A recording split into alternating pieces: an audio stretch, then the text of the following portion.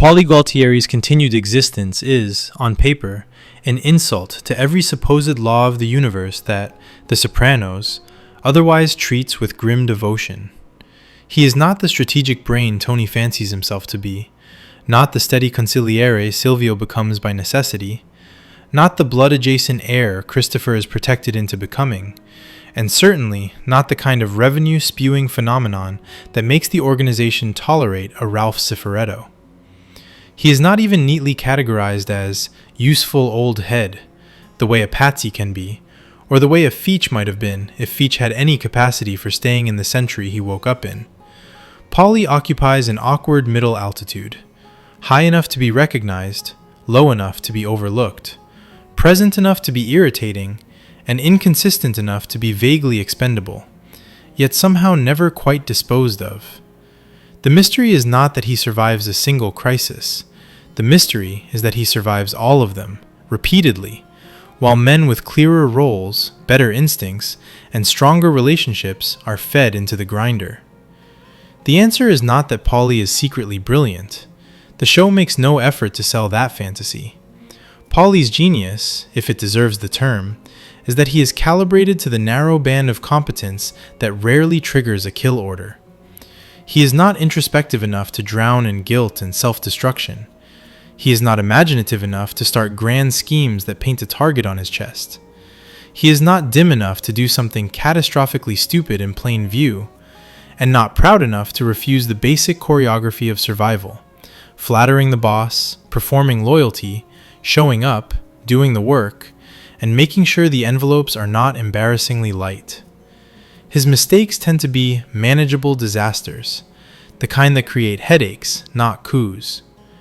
In a world where ambition is often repaid with prison time, paranoia, or a bullet, Paulie's defining talent is his allergy to upward movement.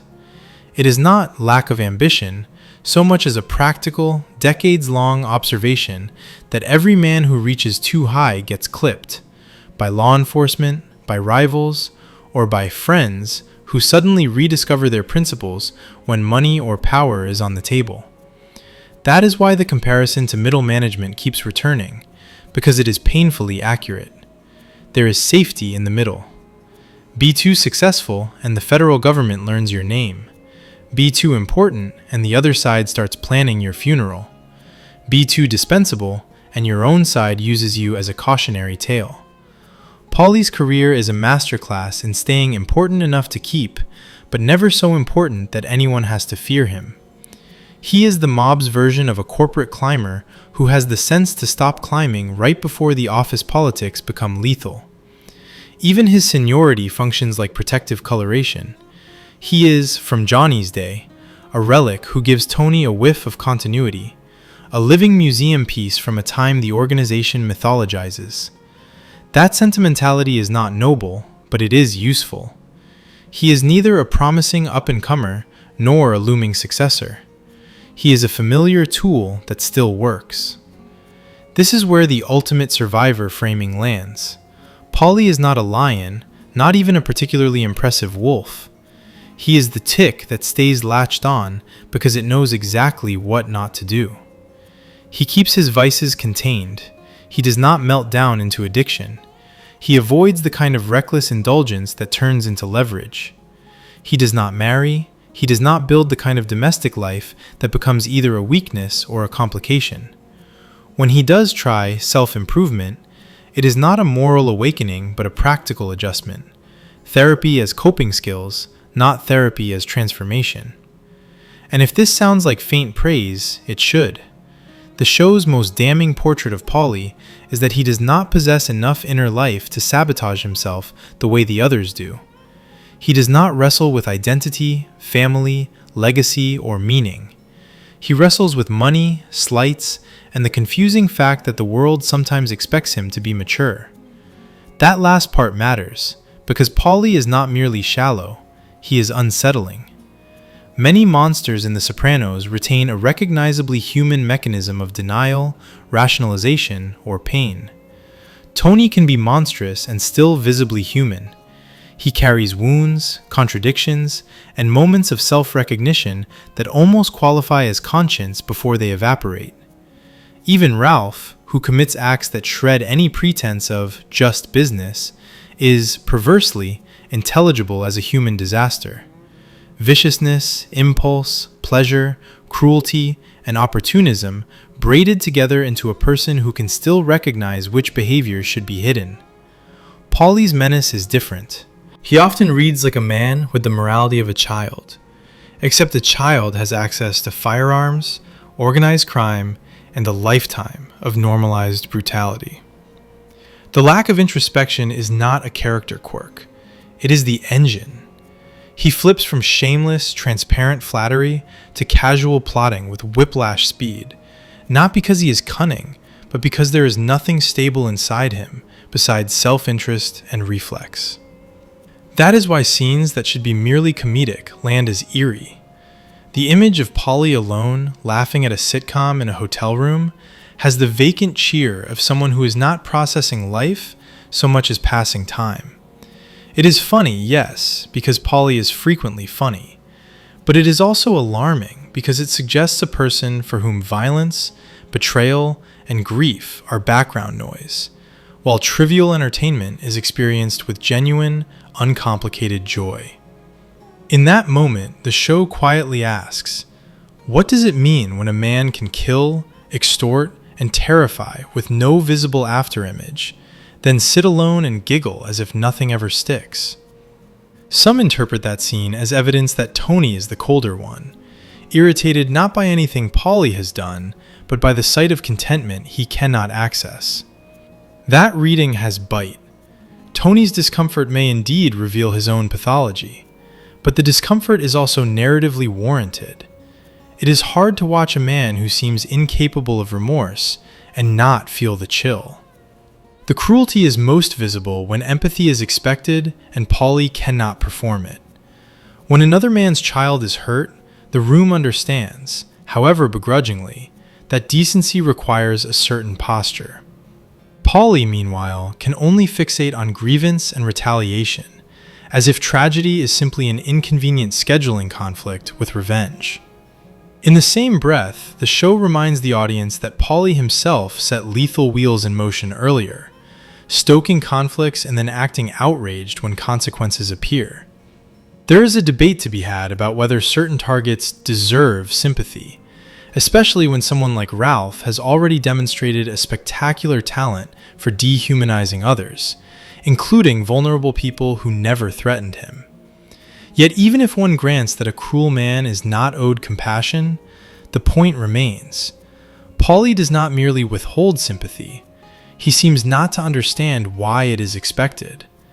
The only person who reliably receives softness from him is his mother figure, and even that relationship becomes contaminated when his ego is wounded by the revelation of adoption. If Paulie has a heart, it is located in the narrow space where his self-image depends on someone else's unconditional admiration. And then there is the other major axis of Paulie's character, the two-faced pragmatism that looks, in hindsight, less like treachery and more like professional risk management. Paulie cultivates relationships beyond New Jersey. He leaks, he gossips, he tests the water with New York. Whether this counts as collaboration the whole time, or merely opportunistic hedging, depends on how generously one defines loyalty in an industry built on betrayal. Still, the pattern is clear. Paulie understands that power is external, shifting, and often decided by people who do not ask permission. If Tony's position looks unstable, Paulie's instincts push him toward the side most likely to win. That is not admirable. It is simply effective. It is also why some interpretations land on the idea that Paulie may have facilitated Tony's final downfall, directly or indirectly, by positioning himself as the what's left that another power can do business with. The show does not hand the audience a signed confession. It does something more Sopranos.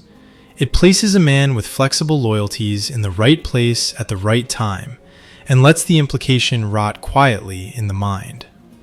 Ironically, Paulie's survival is also helped by what he is not. He is not a drug addict. He is not a formal informant. He does not cultivate the kind of overt, spotlight-seeking profile that invites federal obsession. He takes care of himself. He maintains the rituals of a soldier. He demonstrates mob doctrine with almost religious diligence. Avoid a wife, avoid children, keep your habits contained, keep your mouth shut when it matters, and stay loyal to the organization's needs, at least in performance. He has seniority, which buys him better assignments, but not so much prominence that he becomes an obvious strategic target. When trouble arrives, jail, charges, threats, he often responds with a shrugging endurance that reads as either courage or emptiness.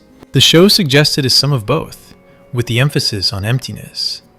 Of course, Paulie's mouth is not exactly shut in the social sense. He gossips relentlessly. He stirs tensions. He becomes entangled in incidents that should, by the code the organization claims to cherish, qualify as hanging offenses. There are at least two, the New York leak and the matter of the Russian in the woods. Yet even these disasters illustrate Paulie's strange talent for escaping consequences. One incident fades into the show's pile of unresolved violence. The other is survivable because, in a world of constant chaos, the organization's attention span is short and its accountability selective. Paulie persists not because he is innocent, but because the system that should punish him is too dysfunctional, too hypocritical, and too distracted to deliver consistent justice. He survives because our thing is not a meritocracy, a church, or a tribunal. It is a machine that eats people according to convenience. Then the series adds its most darkly comedic wrinkle, Paulie's relationship with faith and the supernatural.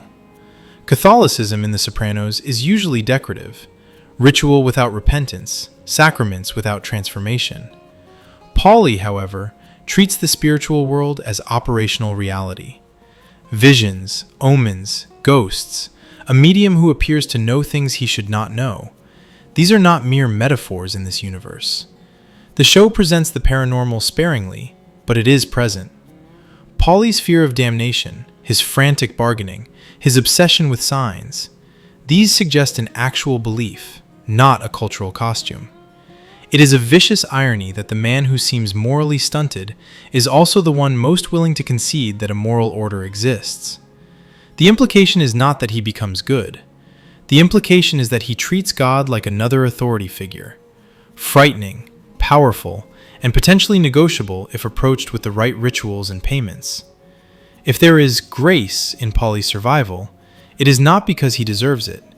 It is because the show delights in the spectacle of the most religious man also being one of the most casually brutal. And yet, for all his survival techniques, the series refuses to reward him with anything resembling a win. The grand punchline is that survival becomes its own punishment. Others end up dead, imprisoned, exposed, comatose, or mentally erased. Families fracture, children drift toward despair or repeat the cycle. The supposed king of one-liners dissolves into a lonely shell. Manipulators are left with responsibilities they never wanted. The organization that promised belonging leaves people with the bill and none of the comfort. Paulie, whose life is allegedly made whole by the crew, is left with the aftermath. A shrinking circle, empty rooms, and the hum of a television as companionship. If there is a more brutally mundane condemnation of that lifestyle than a man vacuuming his apartment alone while the world moves on, the show never bothers to invent it. Loneliness, it suggests, is not a side effect. It is the logical conclusion. This loneliness is complicated by the fact that Paulie appears to have chosen it. He articulates the doctrine plainly. Family life and this thing do not mix. He keeps girlfriends. He keeps distance. He refuses the entanglements that might soften him or expose him. That choice looks pragmatic until the series shows what it costs. A home with almost nothing in it. A life reduced to habits, superstition, image, and the occasional indulgence of real Italian food, as proof that taste still exists in a man who otherwise eats existence in small, joyless bites.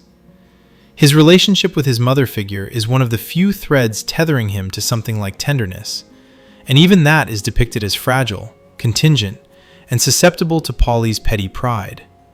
When that thread frays, the character's emotional landscape is revealed as startlingly barren.